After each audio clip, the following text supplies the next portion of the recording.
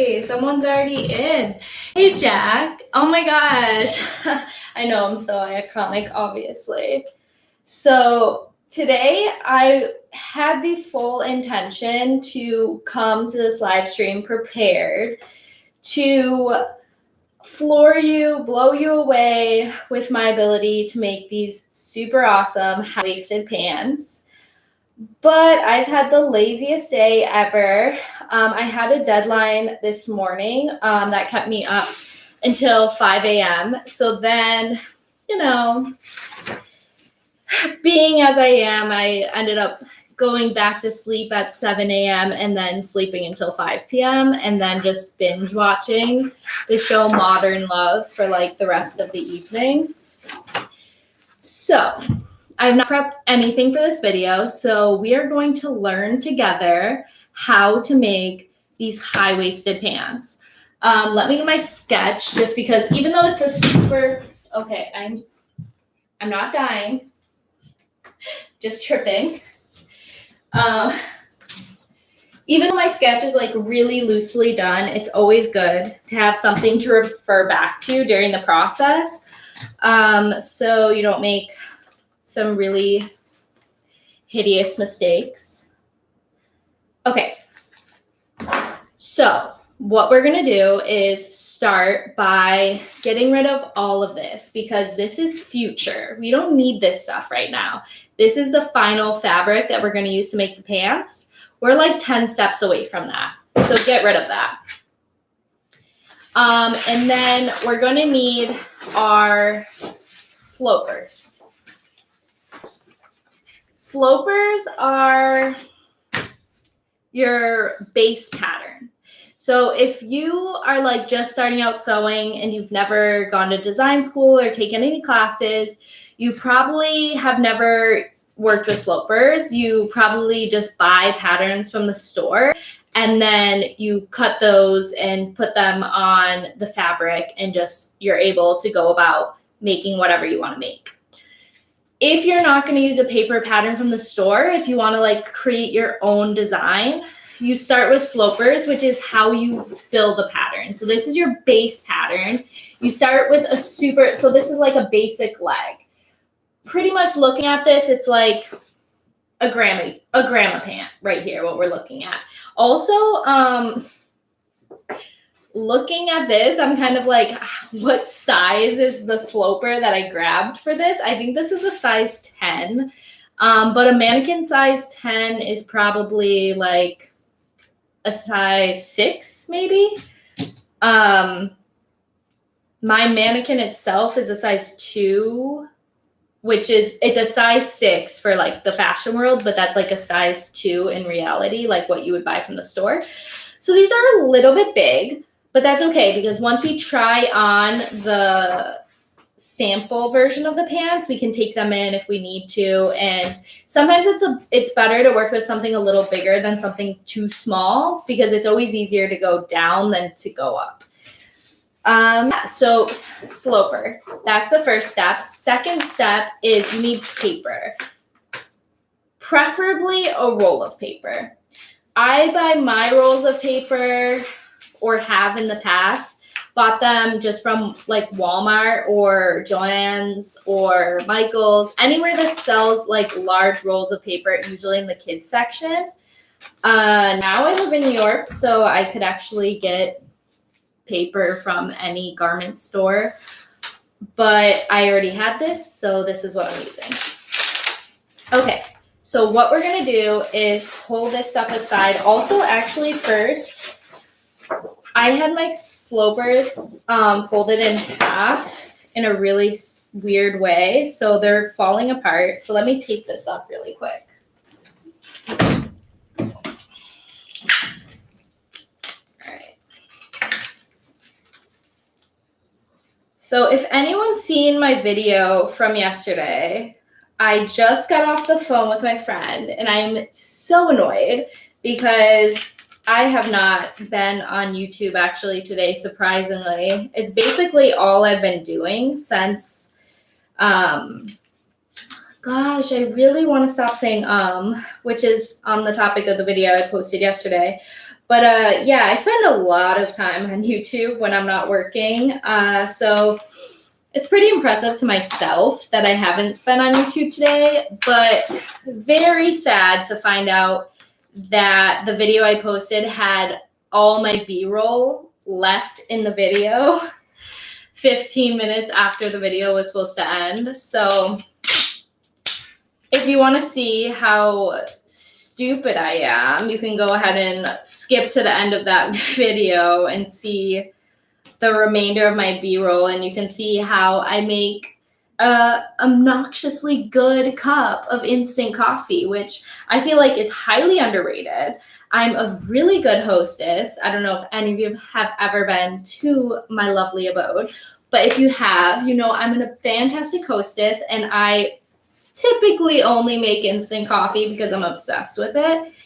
And I turn everyone on to instant coffee. Everyone's against it. Everyone thinks, it's lazy. It doesn't taste good, blah, blah, blah.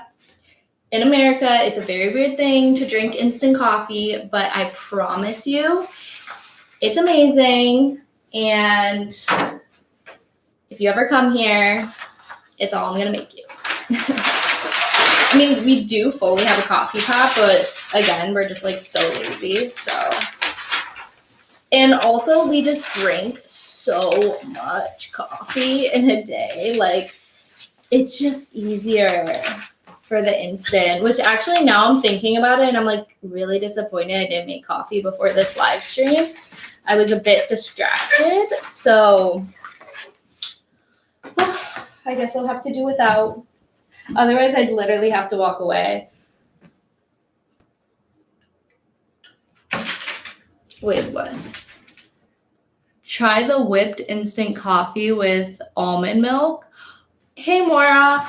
Oh my gosh, I've never heard of that. Whipped instant coffee? I will definitely look for that. Do you buy that at a fancy store or you just buy that anywhere? I also, right now, what I'm doing is going on the live stream because otherwise I'm not going to be able to see the messages. And we all know from the past that people find that super annoying. When Mora was in town recently, we tried the bullet coffee that everyone is always talking about. And I have to say, I personally am not... Oh, sorry. That was really loud. I'm personally not a fan at all of the bullet coffee. I feel like Mora was more, like a little more on board than me, but also she uses creamer in her coffee. So I don't know if that makes a difference, but when I was making it, it just looked like so much fat in that coffee. I don't know if you know what I'm talking about or not, if you've seen the ingredients that are in bullet coffee, but it's pretty much 2 tablespoons of butter and 1 tablespoon of coconut oil in 1 single cup of coffee. It is like this thick of fat before you stir it, and you stir it with a frother, which I love my frother, but no, I do not want to use it to do that. Mix together 2 tablespoons each of instant coffee, sugar, and hot water. Then use a hand mixer frother to create the creamy topping for the milk of your choice. Oh, okay, that's super easy. So you can literally use any instant coffee to do it. I do have a frother, so the only problem is we don't buy creamer at my house, but I'll have to get maybe like almond or oat milk. Oat milk would probably be good because it's a lot thicker than any other type of milk. Okay, so next step. I want to, just to be a good example, I'm going to mark on these because I don't want to mess this up. I'm going to mark which side is my back and which is my front. I know, obviously, which is the back and which is the front because I'm able to look at them and tell that, but I don't want to be like sometimes I get really hyper focused and then I make stupid mistakes. So I'd rather just write it out very clearly which side is which so I don't mess this up. Okay, so then I can start from anywhere, either back or front, doesn't matter. What I'm going to do is trace this, and then I'm going to start to make my adjustments. The best way to make a pattern for a pair of pants, top, dress, whatever it is you actually want to put both slopers onto the paper and create your pattern looking at both pieces rather than doing one and then trying to do the other and piecing them together. If you make the whole pattern at one time and then cut it apart, you're going to have a much more cohesive garment. So that is what I'm going to attempt to do. The only thing is, obviously, they're not going to fit on one thing at the same time. So I'm going to cut 2 sheets of paper. I am currently looking for scissors that are appropriate to cut paper. Okay. So I'm going to cut off the excess. I'm going to cut this, and then I'm going to cut one more sheet of paper. And I'm going to tape the two together.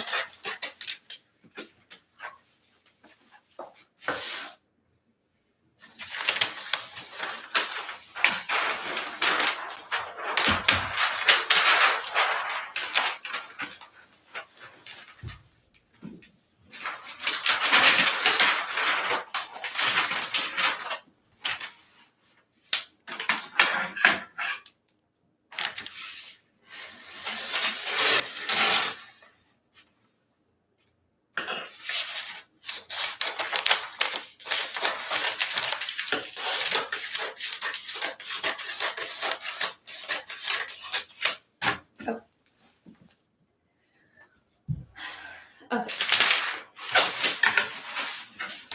So I'm going to be honest with you, as much as we all care about the environment and trying to not be wasteful, when you are pattern making, you are going to go through so much paper, so much tape, and also potentially so many muslins, which is like 100% cotton, like cheaper fabric, because it depends how complex your garment is, obviously. But yeah, it's all kind of like trial and error type of thing. So just bear with me and yourself in this process because it can be kind of wasteful sometimes.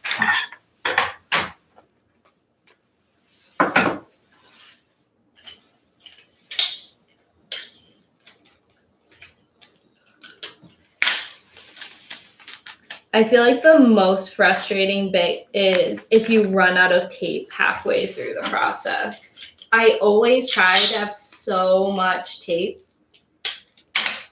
on hand to make sure that never happens, but it happens too often, way too often.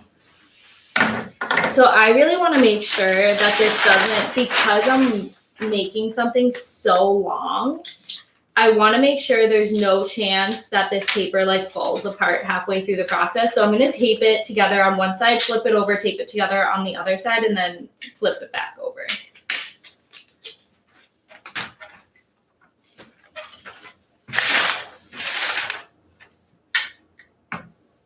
Oh,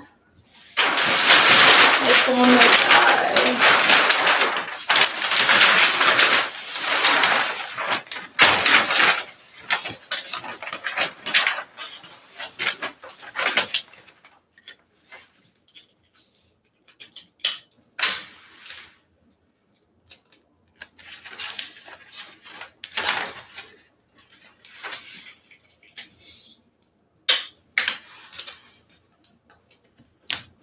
So I'm going to link some upcycling, well, they're not all upcycling, but some sewing YouTube channels in the bio because this morning Okay, so I totally lied. I said I didn't watch YouTube today, but I barely watched YouTube today. I watched like a couple episodes, or like videos, whatever it is.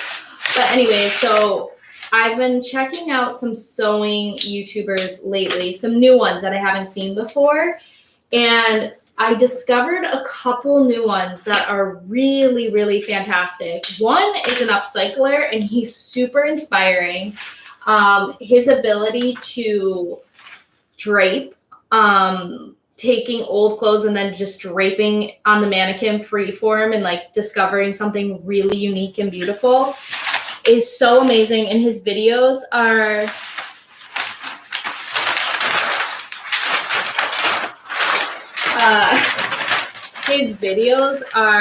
what is it called? Sorry, someone just texted me and totally threw me off. His videos are super quick, so he's able to like drape a whole garment and sew it together within like a 3-minute video. So it's all like kind of fast forwarded, so it's not wasting a lot of time. And they're fascinating. And his ability to drape or his like technique is really advanced and just really, really inspiring. So I'm going to share him, but then on the complete opposite side of the spectrum is this other girl who I have to look it up because I don't remember her name, and it will take me a minute to look it up, so I can't look it up right now. But what is it called? I can't think. Oh yeah. So her videos are, a lot of them from what I could see is that she's remaking looks like that you see celebrities do. A lot of people do it on YouTube, but hers are fantastic and like really wearable and sellable. But yet she's not spending like a ton of money on it, and she's also just like learning as she goes and not caring that much. Like she has like a really relaxed way of like doing things, and it's just super inspiring. Her videos, like it's a tutorial style video mixed with vlog style video where it's kind of like she's telling you how she's making the dress, but then she'll also stop and be like, so I had to take a break because I went to the doctor, or, you know, I'm just sitting here chilling with my chickens right now. They're about to lay their eggs, so I wanted to take a break and like see that or whatever. She's so chill and down to earth. She's hilarious. And it's one of those things where it sometimes tutorial videos can be kind of long and boring, which is why I have no idea why you're watching this. But she makes it really enjoyable. So I'm going to link her if I can find her videos again, which I'm sure I'll be able to. Right now I'm looking for a pencil. I got it. And also I am looking for, sorry, I'm super close to this. I'm looking for a couple tools.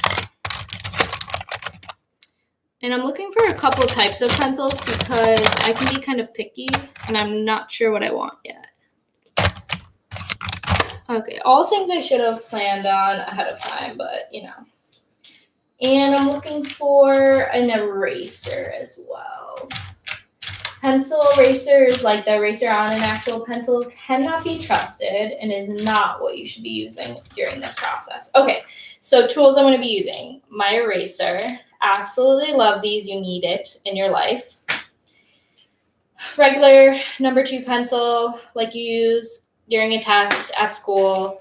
Mechanical pencils. Sometimes these are preferred because the line is like a lot thinner, but these break a lot less. So honestly, this is usually better. And then these tools. This is, honestly, I have no idea what these are called. These wheelie things, you can get them at any sewing store. But this pinwheel is super sharp, and like me touching it actually hurts. This one is preferred because it leaves like these little dots in the paper, and you can trace around something really cleanly, and then you can go back over it after you take this sloper off and trace it in with pencil, and it creates a really clean look.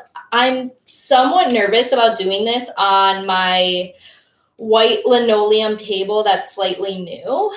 Usually I wouldn't care, but yes, I'm kind of nervous. So that's why I don't know if I'm going to use this one. This one is the same thing, but it's not super spiky. I can touch it and it's not hurting my fingers. So this is the one we're going to lean to because it's not going to put holes in my table. But this is honestly way more efficient and professional and beloved. So let's see. Oh, also we are going to need some rulers.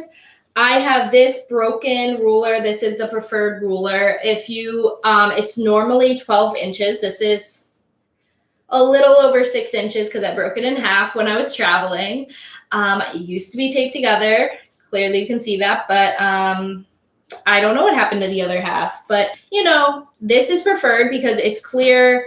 It's 2 inches in one direction and then 6 inches in the other direction. It's supposed to be 12 inches in the other direction. It's pretty much good for almost anything you're doing. This is the ruler to have. So if you're going to start sewing, find one of these. It's amazing.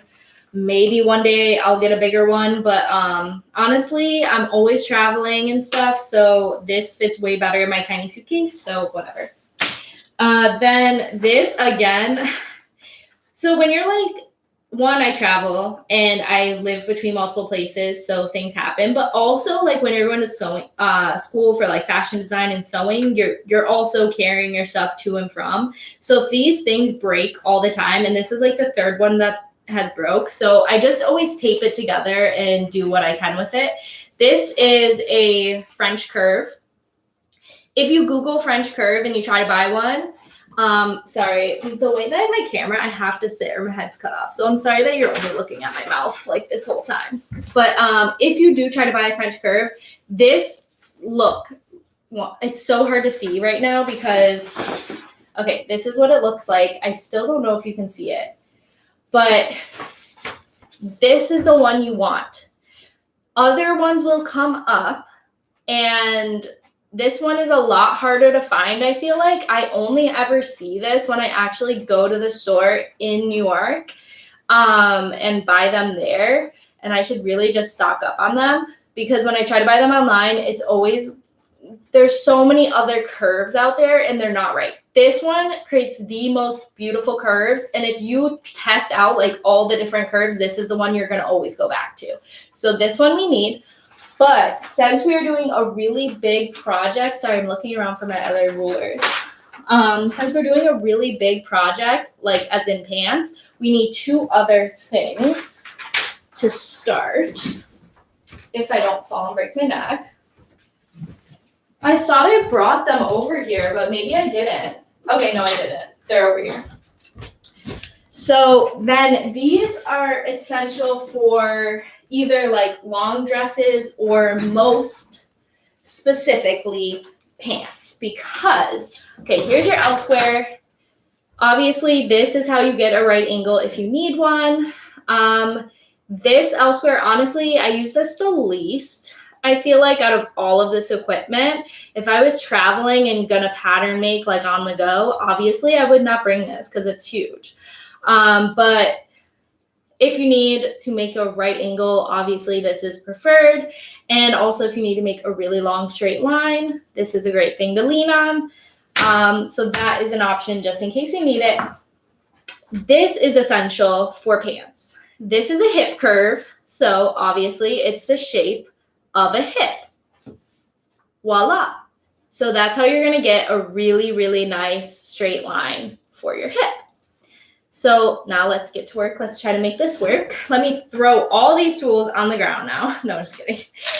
Let's see. Or maybe let's do that. Let's do that. Okay. I'm like loving this table right now. Like I actually can lay everything out and fit everything. Okay, so what I'm going to do is I actually am going to use my L square really quickly right here. And I'm going to draw a straight line all the way down the center of this so that I can separate the back from the front of my garment. You could also just fold the paper in half to create that line. But I just really don't feel like lifting everything up right now. So we're just going to draw it. Try not to draw over the tape because it's going to be more annoying. It's not going to leave a really perfect line, a readable line.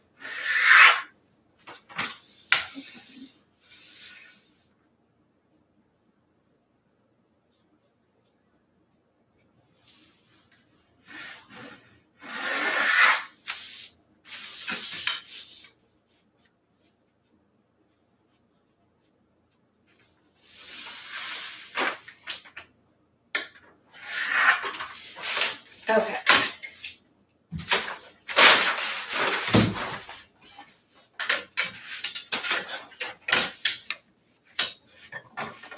So now I'm going to use my L square to make sure that this line is straight and the whole project is square by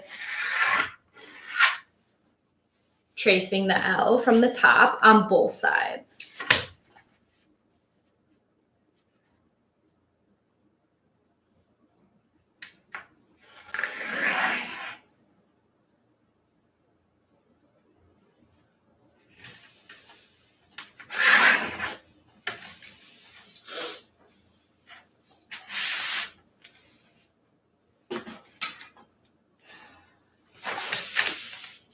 Okay, so now you're going to line up your sloper onto these lines. And we just need weights. Where did I put my pattern? Weights. Okay. So you're going to use weights to hold down your sloper. I have these little metal ones. They were actually from, I don't know, someone gave these to me. They were like from a construction site or something.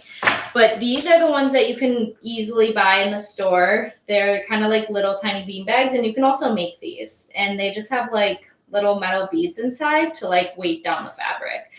These are not preferred. Honestly, if you can find a super heavy weight like at Home Depot or something that's flat like this, I absolutely love these.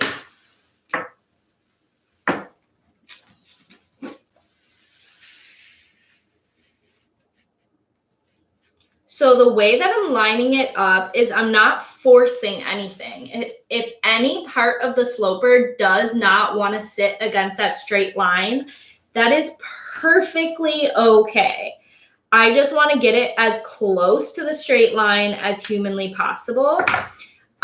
So on the front side, because the front of your body is a lot less shapely than the back of your body, the front of my front sloper is very much on that straight line, and there's only a little bit at the top pulling away from it. And even the top of the front sloper is very much just almost straight across the straight line. It just comes the way like less than 1/4 of an inch. Whereas on the back side, it only touches the straight line about right here on the thigh. And then the rest of it, you know, where your butt is and where your inner calves are and stuff, is all pulling away. It's all curving. And that makes perfect sense because, you know, the back of our body is has so much more curvature to it. And then at the top is not in any way lined up with the top of this, of the L that we made, which is actually a T because there's an L on both sides, just to be specific, so I'm not confusing anyone. Okay, so next step, you can either use your pencil and you can trace the slopers, or you can use one of your tools, and then after you can go in and draw the lines perfectly.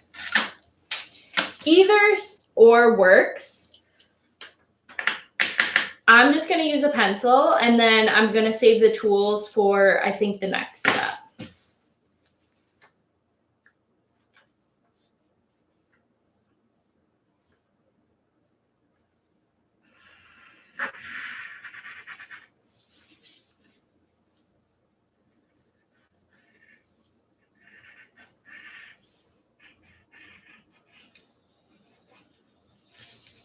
I'm using a ruler to hold down the sloper as I go, and that allows me to create a really, really clean line.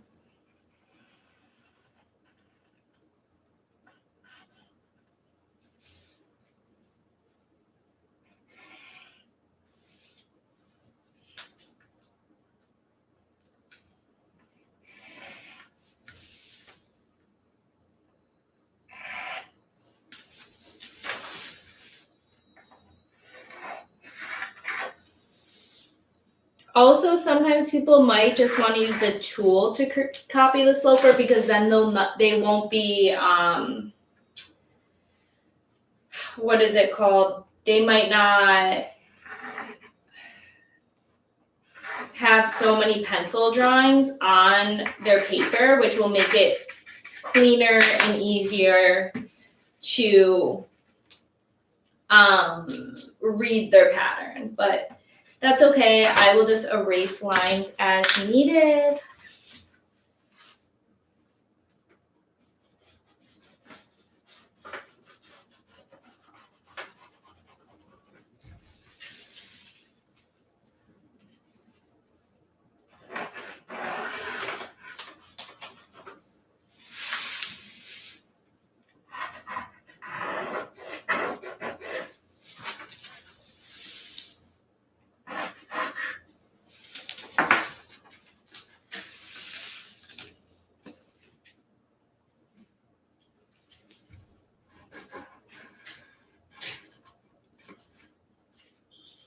So as you can see, I didn't have to draw a huge portion of the pant on that side of the sloper because it was so connected with that line.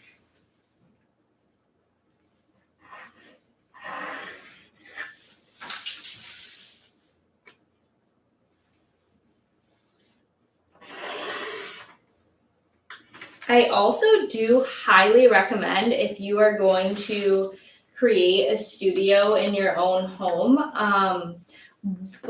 The one thing that I wish I would have done is have a higher table because leaning over the way I am is not the best for your back.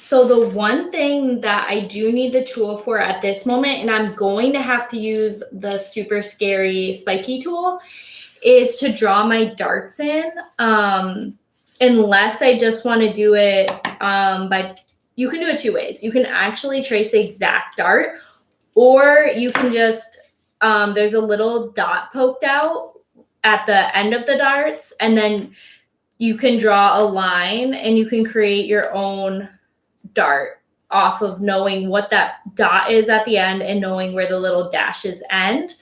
But if you want to know the exact dart, you're going to have to trace over the sloper with the spiky tool because that non-super spiky tool is never going to be able to get through this material that my sloper is made of. If your sloper is made of like just paper, obviously you can probably use the other tool.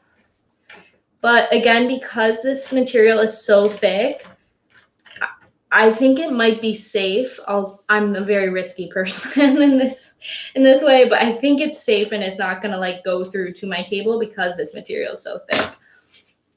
That's just me guessing. I could be completely wrong and be ruining my table right now, but that's okay. I've taken the chance.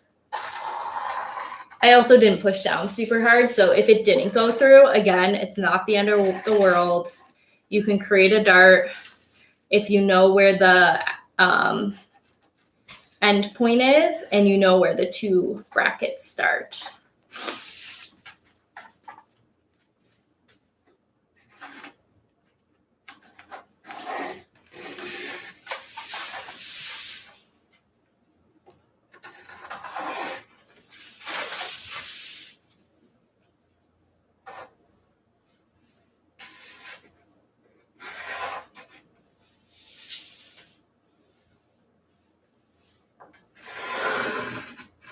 Okay. That is perfect. Let me just make sure my little lines are drawn right here.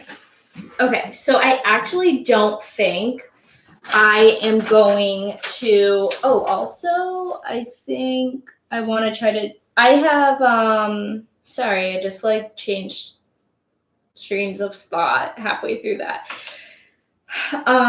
But what was I saying?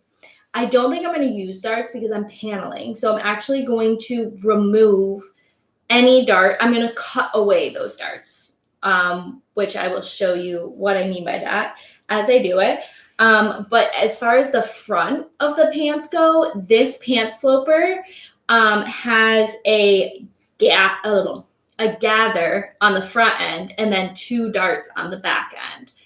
So, or like a pleat on the front end.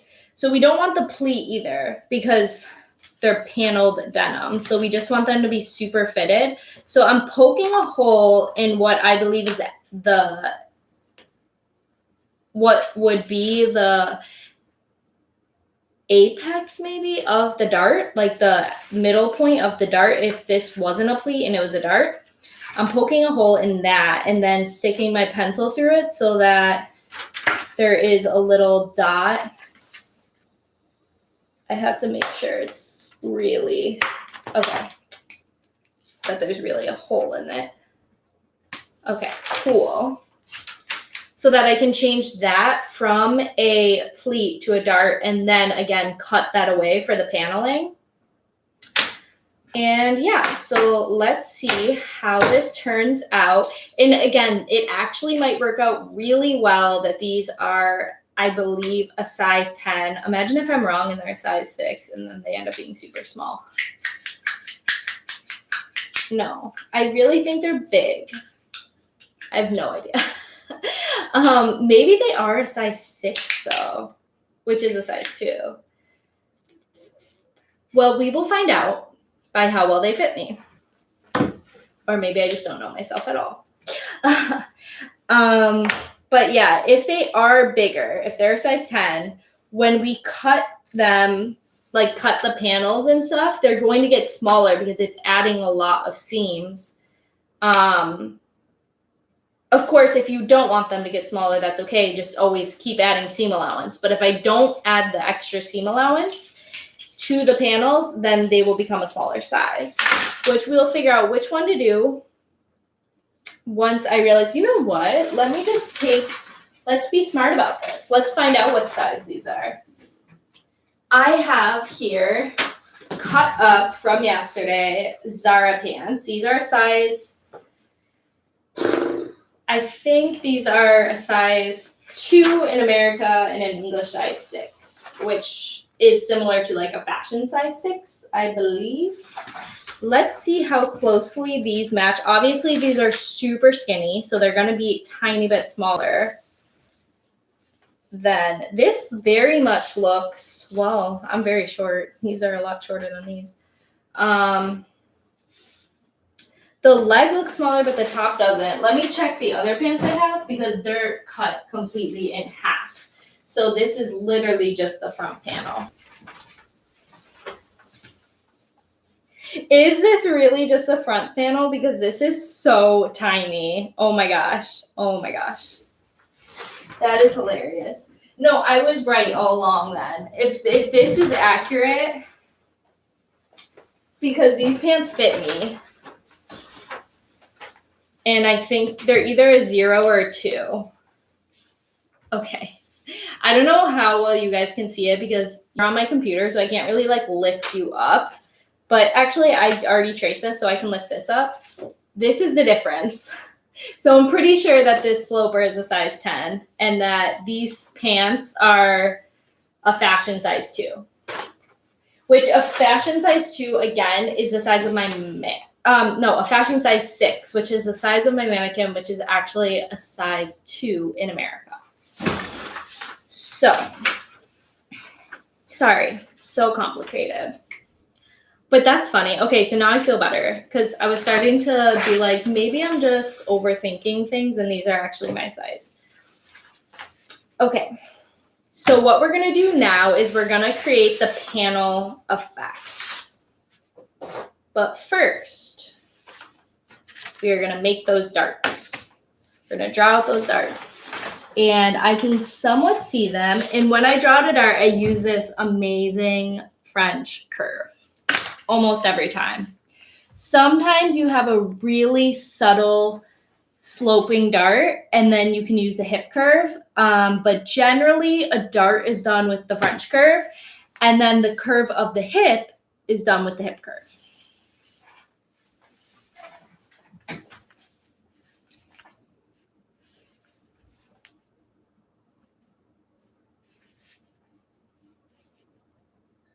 And when you're going to trace a curve for the dart or whatever curve it may be, if it's an armhole, you know what? This is actually a really subtle curve, and I think the hip curve might work a lot better. Let's see. Yeah, okay, I'm eating my words. I'm using the hip curve for this one. This is for the darts in the back. They are very, very subtle, and it matched almost perfectly. So when you trace it, you want to try not to move the hip curve when you go from one side of the dart to the other, and then just flip it directly over. The only thing is, right at the bottom, I want it to come in a little bit.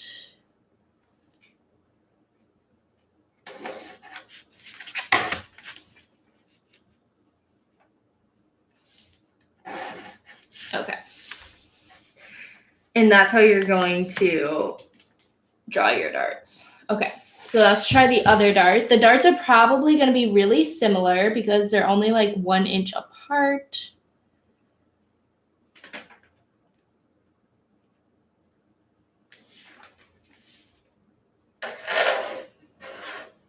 And so I'm just flipping it over.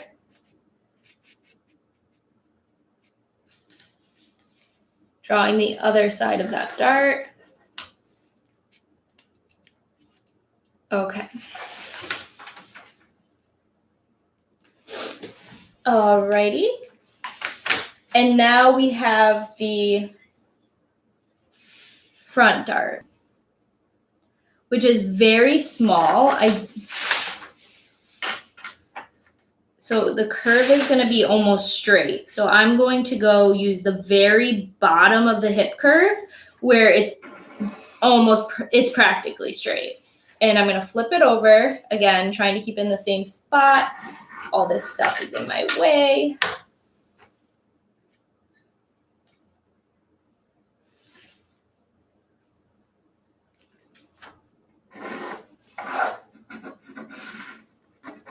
Okay. So now I have a dart in the front and I have a dart in the back, or 2 darts in the back. And now we have to figure out the paneling. Now we have 2 darts in the back. Do we want to bring them together and only have 1 dart so that we can have just 2 panels in the back? Because I think I originally was thinking of having only 2 panels in the back. But now I'm looking at it and I kind of like how it looks with the idea of having 2 panels in the back. Let's try 3 panels in the back. We can always change it if we don't like how it's looking. And then 2 panels in the front because obviously your front is a little bit less. And we're going to still keep the idea of doing the,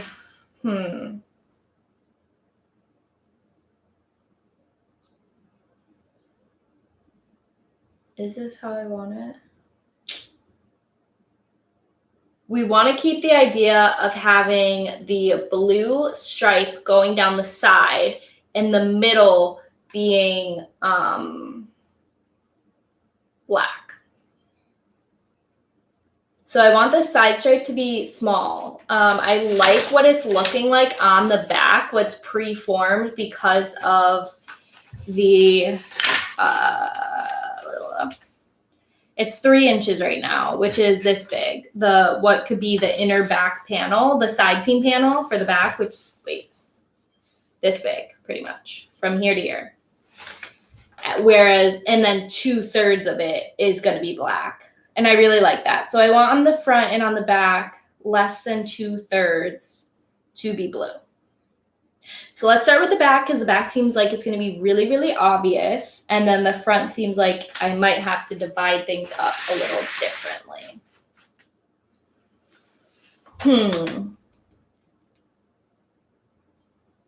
What I'm also thinking is, should I create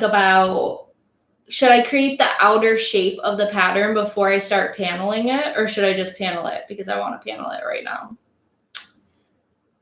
I'm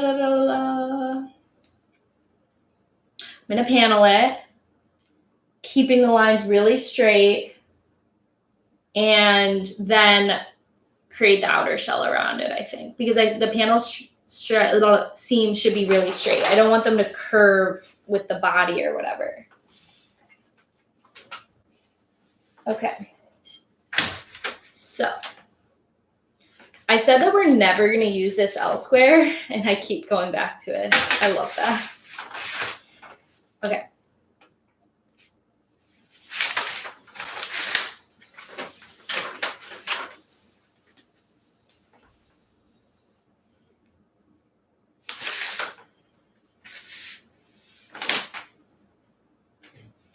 So I think in order to keep the panel line somewhat straight, I'm just going to measure 3 1/4 all the way down and then draw the line.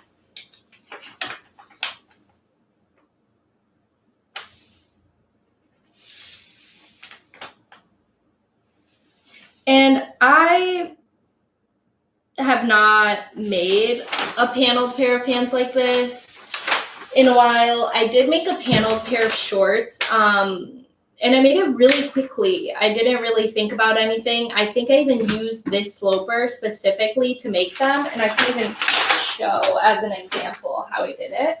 But I didn't really overthink it, and again, I made it super duper quickly. I didn't care about the spacing, and I think they came out amazing, really gorgeous. So these are them. These are made from the exact same sloper, I think.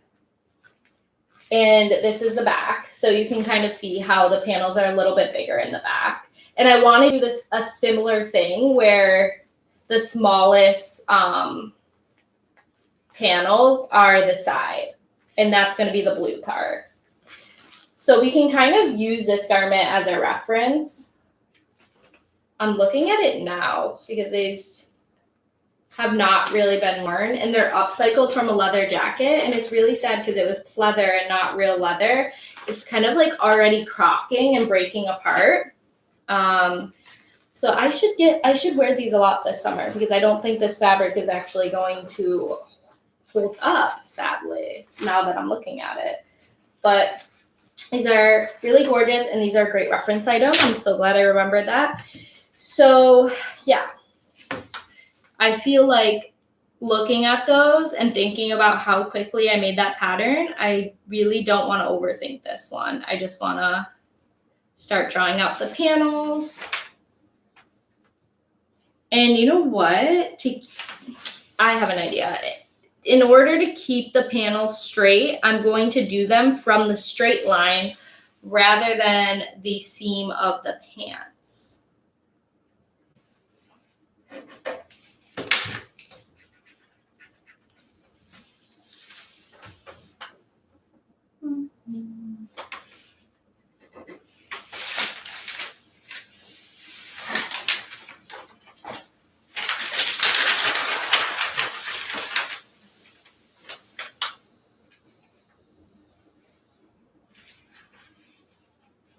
Thank you guys again for actually watching this. Again, I don't know why you do, what could be interesting about it, but I appreciate it, and I also appreciate your patience because I really am just taking my time in this process, so appreciate it. And I really hope we're able to walk out of this with a really, really awesome pants pattern.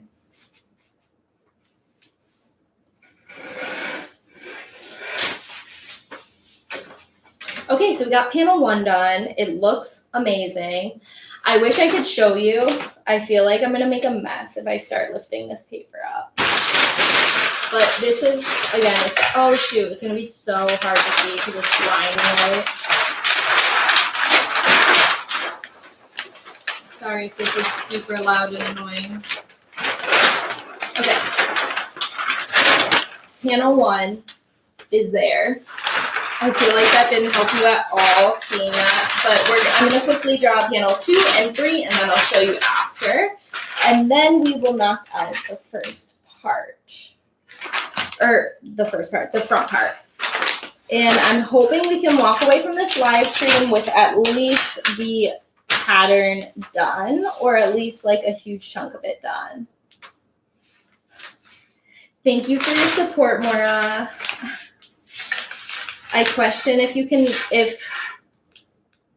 even tell what they're gonna be, but I'm also really excited. Okay.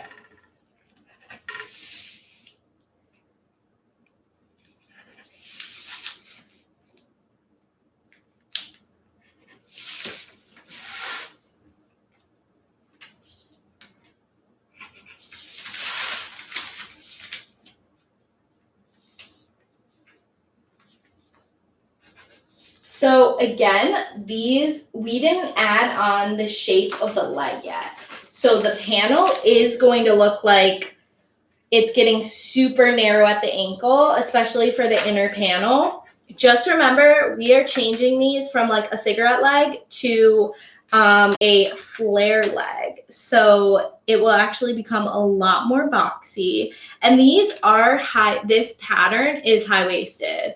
I don't think it's ultra high-waisted. I think it's a really classic high waist, like maybe right to the belly button, which is gorgeous. But we want to make them ultra. We want to do something a little bit extreme, a little bit different.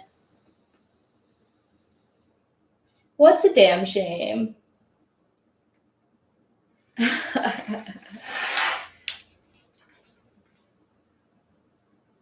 Oh, we're going to the ribs. Because you know what? You can go to the store. You can't really. It's so hard to find really good high-waisted. It's so hard to find. Yeah, like true waist. We're going up to the true waist, which is like significantly, it's like this far above your belly button, which is what we're doing here. That's what we want. Just because, you know, why make something that you can just buy from the store?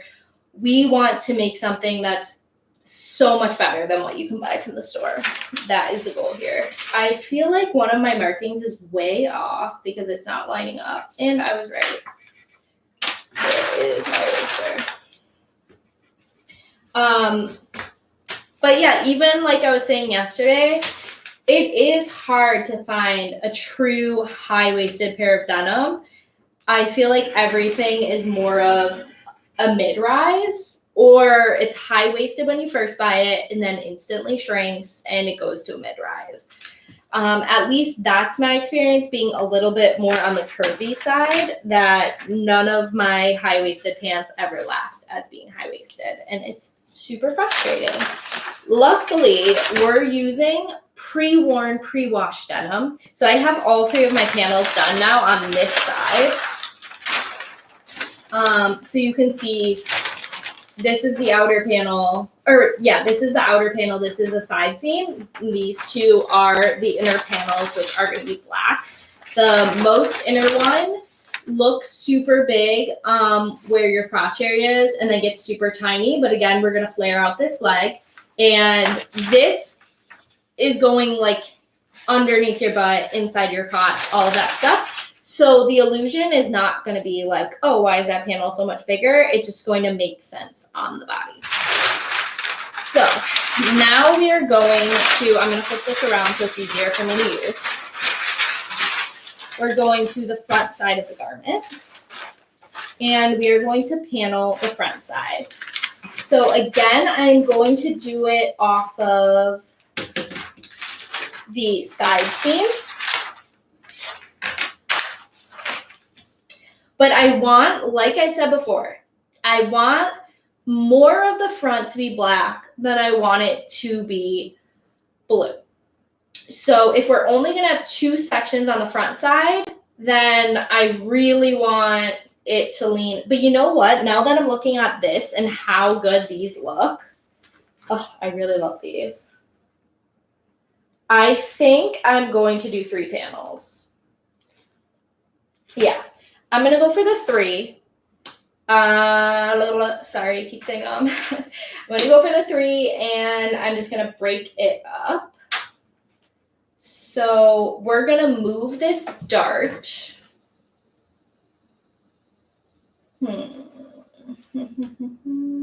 Let's just divide this by 3. So it's 7 inches.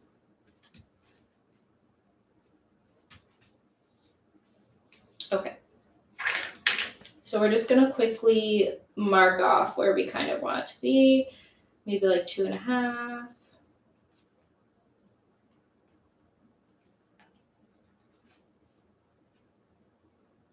Okay, so I did 2.5 for the first. Actually, no, let's do it the opposite way. Let's do 2, and then let's do 2.5, 2.5, so that really a significant part of the front is black. I'm just thinking to create the slimmest look, which is what, for me personally, I'm after. Also, this works out perfectly because then I actually don't have to move the dart. But I am gonna move the dart a little bit, because then it's, well, let's see. 2. Yeah, I'm gonna move the dart because we want at least, is this 2? No. Yeah, I need to use a real part of the rule. I'm going to move the dart 1/4 inch. And the reason for this is because otherwise, if you look at these, and this is how I know I use this pattern and I didn't move the dart, because I told you I did it really quickly. When I didn't move the dart, I got this really narrow panel right here because part of the panel was that dart. And so even though I measured out an equal distance from here to here to here, the dart was inside of this one. And so that it became super duper narrow. So if I give part of the dart to this side and balance it out, then I will have more even panels. And that is what I'm leaning towards. So let's give 1/4 inch of that dart, or even half. Let's see, how big is the dart? The dart is 3/4 inch. So I might give 2/4 to the big side and then leave 1/4 to the small side. So we do 1/4 inch here. And then we do 2/4 over here.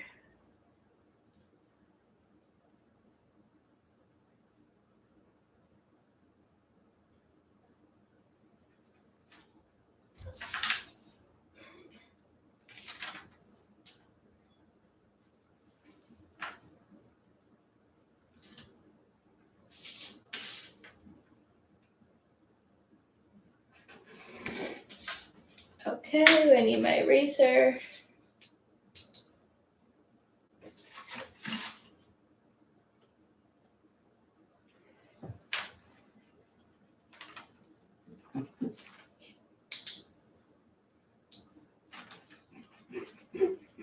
Okay, so I'm erasing the original line of the dart.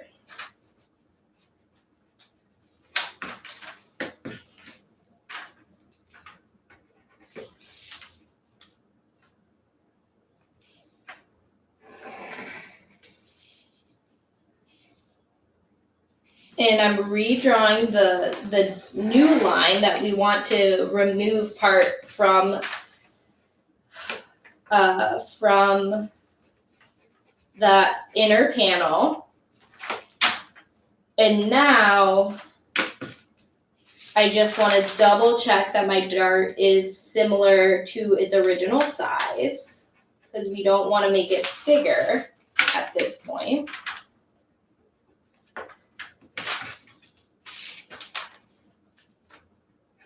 Okay.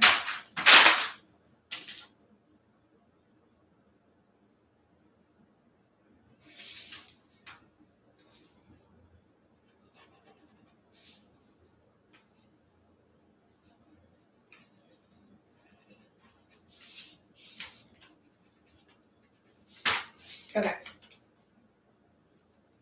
So now I am double checking the measurements to see if I was right. The first panel is going to be 2 inches wide. The second panel is again going to be 2 inches wide.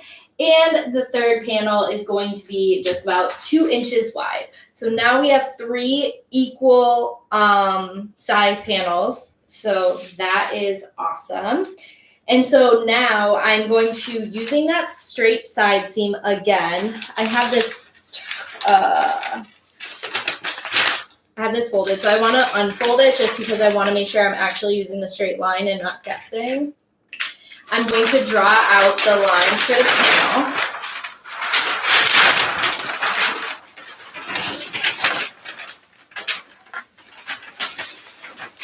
And the first one, well, all of them really, but the first one we're going to do 2 inches all the way down from that straight center seam.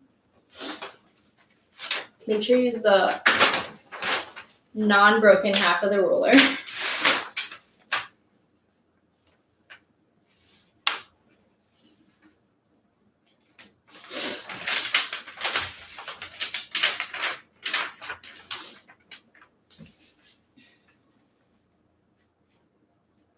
Okay, so actually,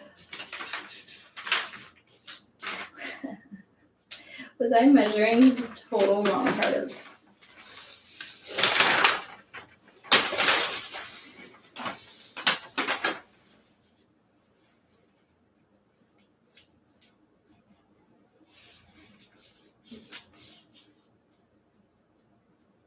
So the first panel is actually, so this is all just me actually doing it in front of you. So because I hadn't folded, I was measuring from where I taped the fabric together. I thought that was the edge. Great. So my first panel is actually 2.5 inches, and that's the side seam, and that's the panel I want to be smaller. And then my next panel is 2 inches, and my inner panel is 2 inches. So I do not like that. So I'm going to go back, and I'm going to move the first panel. I want the first panel to be 2 inches at the waist. So, which from the side seam would make it, like not the side seam, but like the side of the center line that I drew the patterns off of, it makes it about 2.25. No, it's 2.5 from that.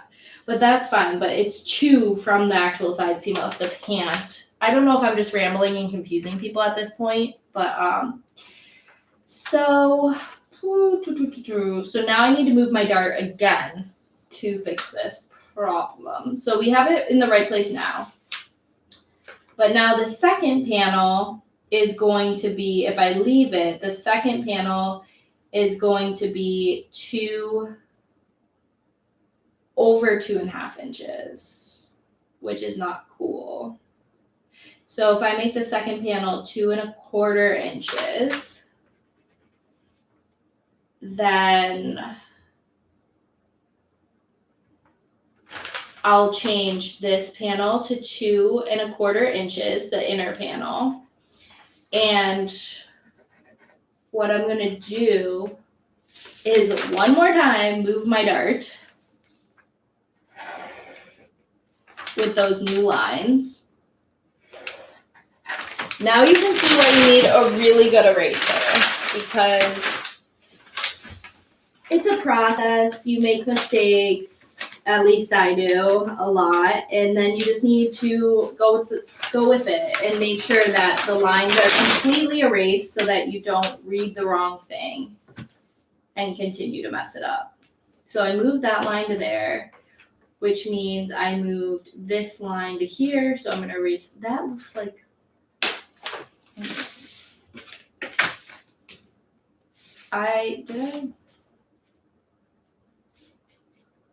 This is the new measurement. This is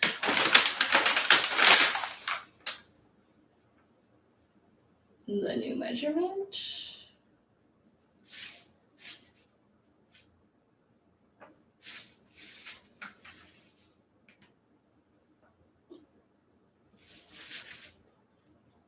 This is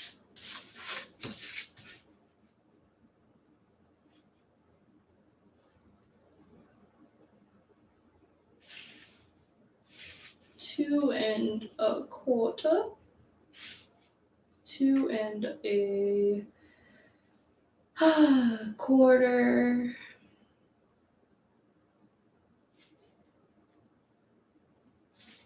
I have some random marking on here. See, this is what happens. I have this random marking on here and it keeps confusing me. This is the 2 inch, that's right. 2.25 is right there, that's correct. And then 2.25 on this side. 2.25. But now my dart seems too big.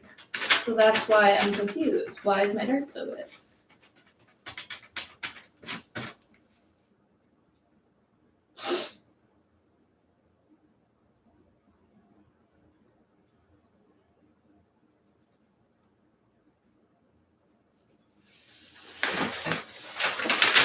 I feel like I'm overthinking it. I'm going to leave it for now. And if I need to create a little more give, then I will do that. Okay, so now we're going from the front. We're going to measure what it is from that straight line. And it is 1, 2, 3. It is 2 3/8 from the center line for the first panel. Because the waistline, it doesn't touch the center line. That's why it's not 2 inches.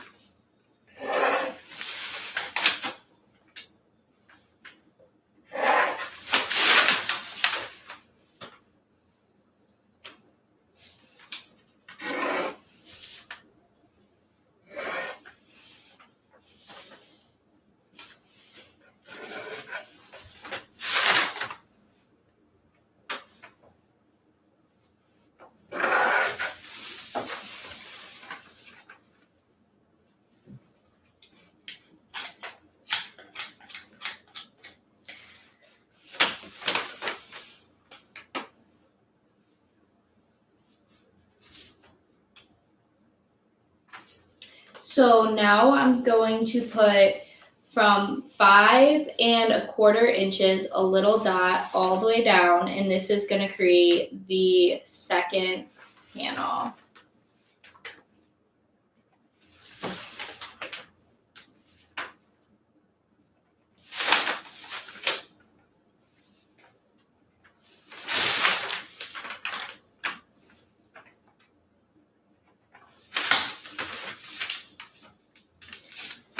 And as much as I am enjoying this, because actually I really am, I think these are coming out exactly how I hope them to. Even though it's really hard to see right now, I really think this is going to work out. I am also very excited to end this live stream because I'm pretty sure I'm going to binge a bunch of episodes of Modern Love, which is what I was doing earlier today. It's kind of like Black Mirror in the way that you can watch like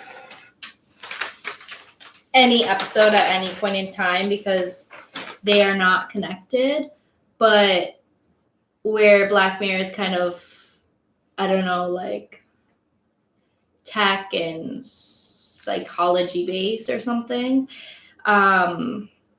This is just based on love in New York City and just random love stories / tragedies and just little blips in time relating to people's romantic encounters, and it is so heart-wrenching and I love it and I can't wait to go watch some more.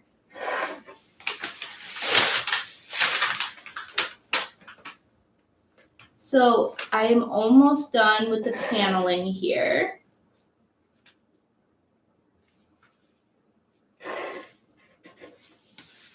So I'm going to come back on tomorrow because I plan on live streaming the next 3 days for sure because I'm definitely going to be home. So I plan on coming back and then finishing up this pattern. I might finish it up ahead of time. Let's see how it goes. Awesome. And definitely watch it more. I recommend that 100%. But yeah, I am going to flare out these pants and add a little bit more to the waistline. Like I was saying, I want to make them a little bit higher in the waistline. I think I might work on the pattern. I plan on it. Let's see what happens. But I really think I'm going to work on the pattern a little bit while I'm not streaming so I can come back on and just kind of show you what I did on the next one. And we can start like cutting out the fabric because I'm super excited to try on a muslin sample of these pants, see how they fit, see if it's going to work out, and then put them into the denim because I really want these and I want to be able to wear them like all summer long because they're going to be super chill and just awesome, hopefully. So yeah, thank you guys again for watching my stream. I don't know how you guys do it, but thank you. I appreciate it. And I will be back tomorrow. So thank you guys.